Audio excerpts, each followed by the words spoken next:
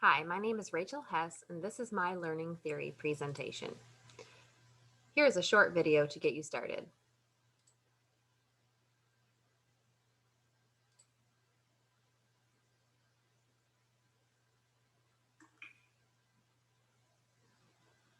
Researcher and professor Carol Dweck uses the term mindset to describe the way people think about ability and talent. Dweck delineates between two different mindsets that exist on a continuum. The first is the fixed mindset, which suggests that your abilities are innate and unchangeable. The second is a growth mindset, which views it as something you can improve through practice. In a fixed mindset, you view failure as permanent, but with a growth mindset, you see failure as a chance to learn and even pivot. Those with a fixed mindset are more likely to view critical feedback as a personal attack, while those with a growth mindset will see it as a chance to improve, where they can develop new systems. With a fixed mindset, you're more likely to choose easier tasks and put in minimal effort. After all, if talent is fixed, why bother improving? Why even try? But with the growth mindset, you're more likely to embrace challenging tasks and work hard to improve. Those with a fixed mindset are likely to give up when they face an obstacle. Meanwhile, those with a growth mindset will view obstacles as a chance to experiment and solve problems.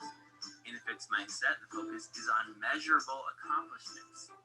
But with the growth mindset, the focus is more on a journey of continual improvement. With a fixed mindset, you're less likely to take creative risks. But with a growth mindset, creative risks are simply a way to innovate and improve. Ultimately, your mindset influences everything from creative risk-taking to how you view feedback to whether or not you finish difficult tasks. And in the end, it's one of the greatest factors in determining whether or not you grow and improve in your abilities.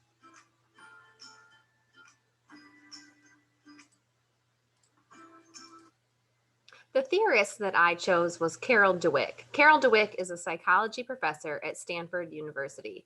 Carol is noted for her work on mindset psychology, which, like the video said, is a study of how people's beliefs or mindsets about success can affect how they respond to challenges.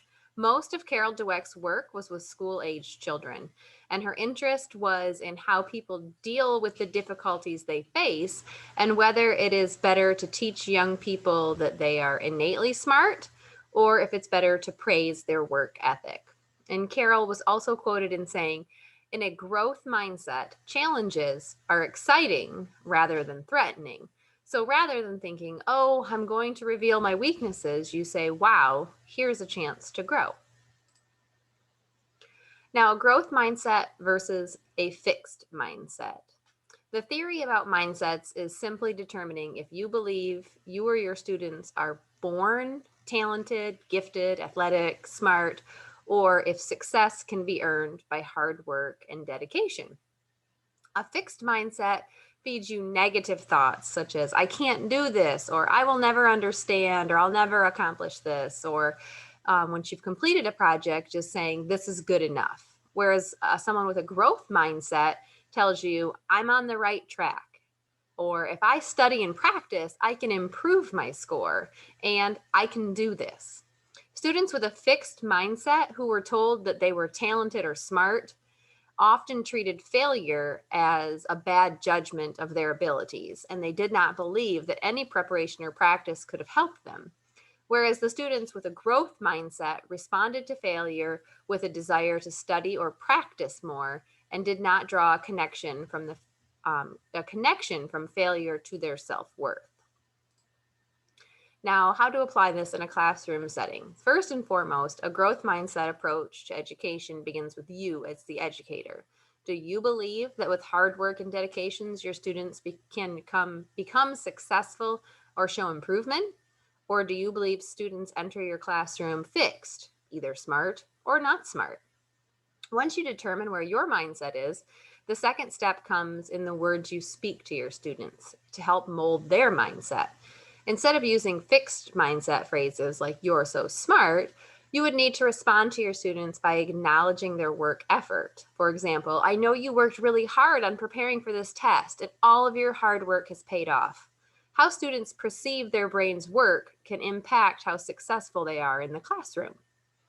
Using a growth mindset theory in your classroom is important because it encourages everyone.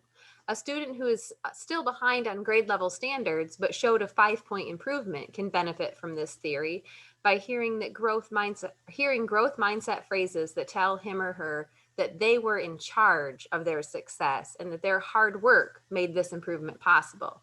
It also works with the student who regularly succeeds by encouraging them to continue using their methods and study habits in order to have continued success in the future. The growth mindset shows a child that they are in control of their success and that their abilities are limitless. Now, for the activity I chose, um, I gave you a website. I will post this in the comments below so you don't have to try to write it down. This is just a short quiz to determine if you have a growth mindset or a fixed mindset. I found out after taking the test that although I don't have a 100% growth mindset, that I do have more of a growth mindset than a fixed mindset. And I tend to be more growth related when I think about other people, and I have more of a fixed mindset when I think about myself. So, what did you get? How can you use this information in your classroom?